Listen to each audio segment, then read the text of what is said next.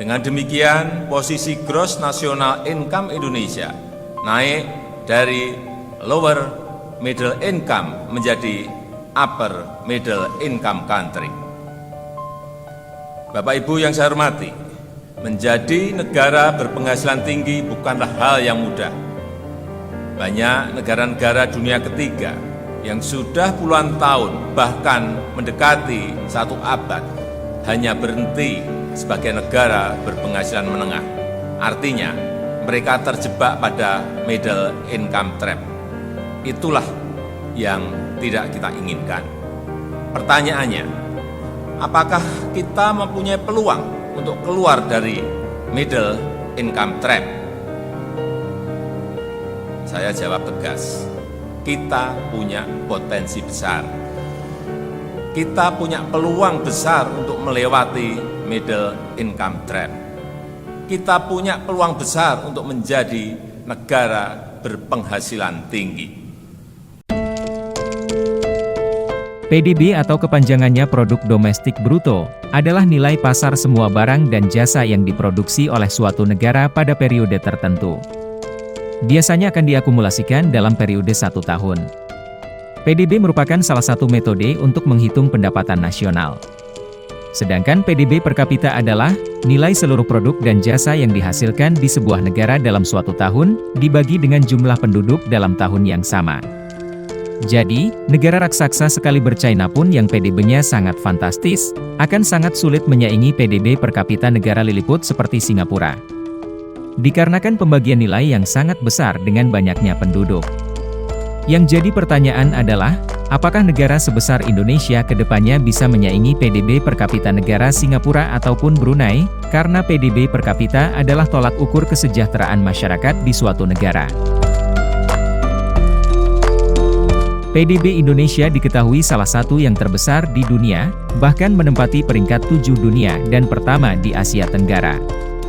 Namun, kenapa masyarakat Indonesia pada umumnya kalah sejahtera dari Singapura dan Brunei, yang merupakan negara kecil di Asia Tenggara? Apakah karena penduduk di Indonesia terlalu banyak, sehingga masyarakatnya secara garis besar dinilai tidak lebih sejahtera? Dalam video kali ini kita akan membahas, bagaimana bisa terjadi seperti itu, dan bagaimana Indonesia akan mengatasi Singapura dan Brunei dalam hal mensejahterakan rakyatnya. Indonesia merupakan negara keempat dengan penduduk terbesar di dunia, oleh sebab itu kesejahteraan masyarakat yang sejati akan lebih lama diraih daripada negara kecil dengan penduduk yang sedikit.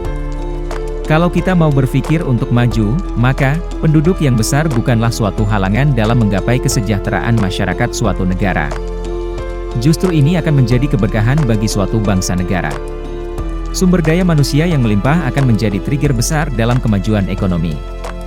PDB kita akan selalu terjaga dan meningkat dari tahun ke tahun. Ini dikarenakan, Indonesia memiliki sumber daya manusia yang melimpah, ditambah sumber daya alam yang memadai. Industri apapun akan tumbuh subur di Indonesia. Dan dalam setiap kenaikan ekonomi di Indonesia, akan sejalan dengan bertambahnya kesejahteraan di masyarakat. Kita mulai dari Singapura. Singapura adalah sebuah negara berdominasi etnis Tionghoa dan bertopeng Melayu. Dengan PDB per kapita rata-rata penduduknya senilai 935 juta rupiah per tahun, termasuk yang terbesar kedua di dunia di bawah Luxembourg. Sejarah Singapura dilepas Malaysia pun berkaitan erat dengan ketimpangan etnis di sana. Yang dimana pada saat itu sering terjadi kerusuhan antar etnis. Singapura waktu itu masih terbelakang, sehingga Malaysia yang sedang dikonfrontasi oleh Indonesia tidak mau ambil pusing dengan terus digantungi oleh Singapura. Namun, pada saat Singapura sudah dilepas Malaysia pada tahun 1965. Sesuatu di luar dugaan terjadi. Singapura begitu dengan cepat memulihkan ekonomi dan menjadi negara dengan kemajuan ekonomi paling pesat di dunia. Tidak sampai di situ, Singapura juga memperkokoh ekonomi dengan berbagai faktor penunjang, di antaranya militer dan investasi. Singapura dengan penduduk sekitar 5,6 juta jiwa dengan sekitar 75% etnis Tionghoa di dalamnya, menjadi tantangan tersendiri bagi Indonesia. Dan bagi Indonesia sendiri, Singapura adalah China kecil di ASEAN. Dengan IQ manusia termasuk yang tertinggi di dunia, tentu saja akan sangat berat bagi Indonesia untuk menandingi Singapura dalam hal PDB per kapita. Namun, bukan bangsa Indonesia namanya kalau kenal dengan kata putus asa. Suatu saat kita yakin, PDB per kapita rakyat Indonesia akan setara Singapura, minimal mendekatinya. Bahkan bisa melampauinya jika ada kebangkrutan di Singapura. Faktor kepercayaan diri ini tidak muncul begitu saja tanpa alasan yang masuk akal. Singapura beberapa dekade mengalami masa-masa stagnan dan inflasi yang parah. Sementara Indonesia terus merangsak naik dan jauh dari kata stagnan. Dengan militer Indonesia terkuat di kawasan, tidak ada halangan, dalam tanda kutip mendikte Singapura. Walaupun banyak negara besar di belakang Singapura, namun Indonesia tidak bisa dianggap enteng lagi. Mari kita berspekulasi. Jika Singapura bersih tegang dengan Indonesia, maka sudah dapat dipastikan rakyat Singapura akan keringat panas dingin. Sementara rakyat Indonesia, pasti akan menyala darah-darah para pejuangnya. Dilihat dari negara pendukung, Amerika sebagai negara yang lebih dekat dengan Singapura tidak akan berbuat banyak selain menyerukan perdamaian. Karena di sisi lain, kedekatan pemerintah Amerika dan Indonesia sudah seperti sahabat karib. Masih kuat di ingatan sejarah, Belanda saja yang merupakan anak emas Amerika pada saat melakukan agresi militer Belanda II ke Indonesia, dimarahi habis-habisan oleh Amerika, apalagi cuma Singapura. Sementara China juga mempersiapkan diri jika Indonesia diserang sekutu Singapura, yang merupakan musuh abadi China. Dan Rusia, selalu siap sedia jika saudaranya membutuhkan bantuan. Singapura dan Inggris CS tidak dapat berbuat banyak. Di luar ekspektasi, serangan militer Indonesia ke negara Singapura adalah suatu keniscayaan yang patut diperhitungkan. Karena setidaknya Selat Malaka akan dipenuhi kapal perang Indonesia, sementara peluncur roket berjejer di Batam, dan sebagian pesawat tempur strategis akan diparkir di Natuna. Dalam bidang persaingan ekonomi, memang kita tidak munafik bahwa Singapura adalah negara yang paling besar berinvestasi di Indonesia.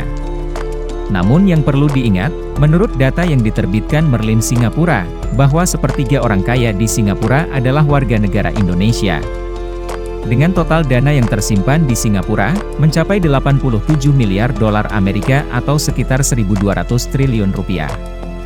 Sementara total investasi Singapura di Indonesia, hanya sekitar 3,6 miliar dolar Amerika atau setara 52 triliun rupiah. Dari data ini, pemerintah Indonesia melihat adanya gelagat mayoritas warga Indonesia yang berinvestasi di Indonesia melalui negara Singapura. Jadi sangat mengherankan jika ada orang yang bilang Indonesia bergantung pada Singapura. Dan yang perlu dicatat, itu adalah investasi luar negeri, sementara investasi Indonesia terhadap aset di dalam negeri sendiri jauh lebih besar, dan pastinya memiliki persentase mayoritas dari negara-negara lainnya. Mengingat Singapura adalah negara kecil, dan menggantungkan ekonomi pada sektor pariwisata, jasa keuangan dan pelabuhan. Tantangan Singapura ke depannya sangatlah berat. Dari teks amnesti Indonesia, yang dimana pemerintah Indonesia sedang gencar menarik warganya untuk menyimpan uang di negara sendiri, akan memukul perekonomian Singapura secara perlahan. Ini terbukti bahwa teks amnesti yang berjilid sangat laris manis diminati konglomerat Indonesia. Hingga terusan Kera Thailand yang sudah hampir dapat dipastikan akan melumpuhkan sektor ekonomi pelabuhan di Singapura. Sementara Indonesia akan menyiapkan diri sebaik mungkin di kota Sabang, guna menyambut terusan Kera. Terusan ini memang belum dibuat, namun zaman tidak bisa dilawan. Proyek ini cepat atau lambat pasti terlaksana. Dan di saat itu sudah terjadi, maka pelabuhan Singapura hanya akan menjadi tempat parkir mayoritas kapal-kapal yang melayani ekspor-impor produk Indonesia. Dan di saat itu juga, para konglomerat Indonesia akan memindahkan simpanan dananya ke dalam negeri. Karena iklim investasi di Indonesia jauh lebih menjanjikan.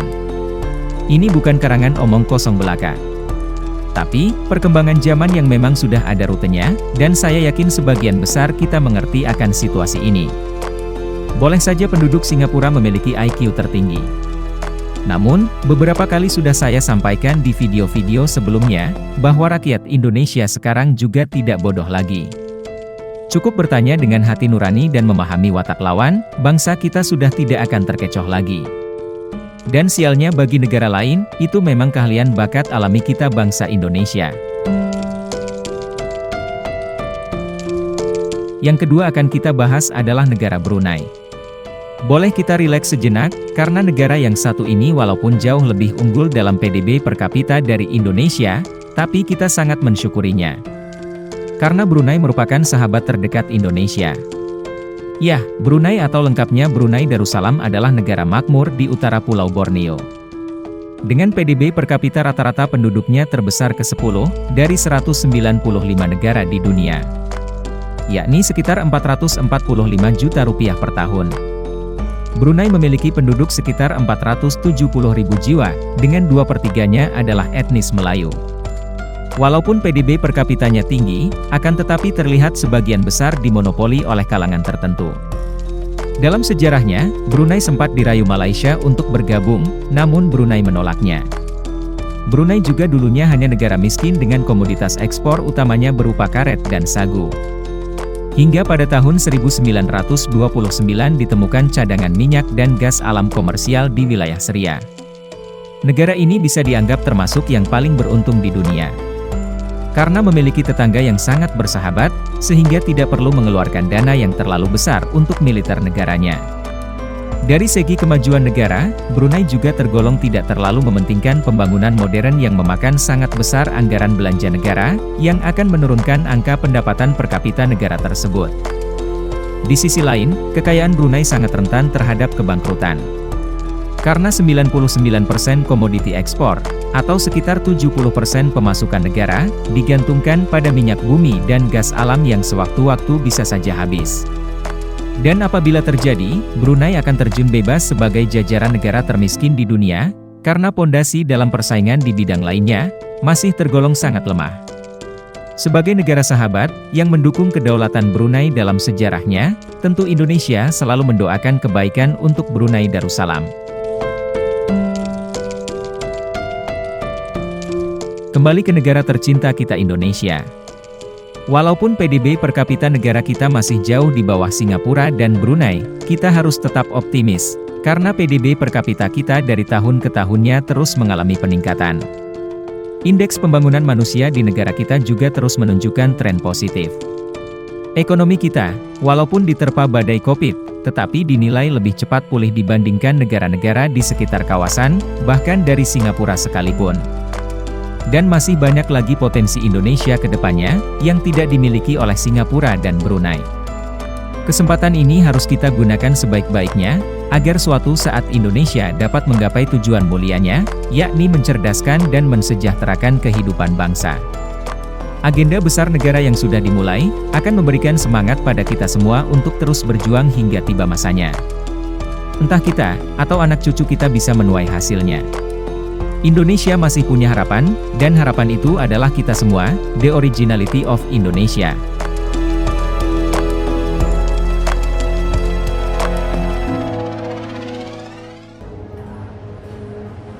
Salam pemuda-pemudi Indonesia. Dalam rangka Hari Sumpah Pemuda, para generasi muda harus bersatu untuk membangun masa depan bangsa, baik secara ekonomi real maupun ekonomi digital. Nah, ini salah satunya. Bagaimana caranya, Pak Presiden? Sebentar, saya masuk dulu ke situ ya. Nah, gimana? Bagus kan? Hehehe. Ayo ikut saya.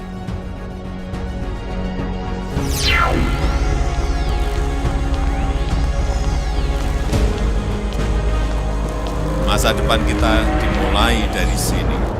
Selamat datang di Ibu Kota Nusantara.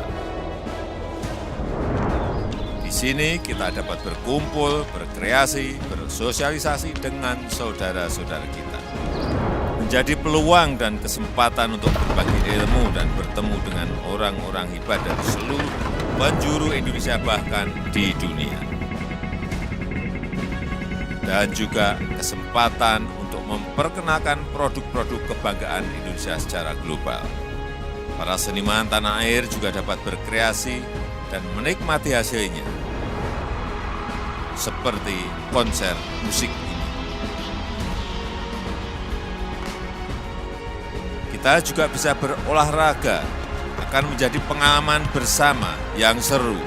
Cool. Ayo generasi muda, mari kita membangun Ibu Kota Nusantara bersama-sama melalui inovasi dan kreativitas kita.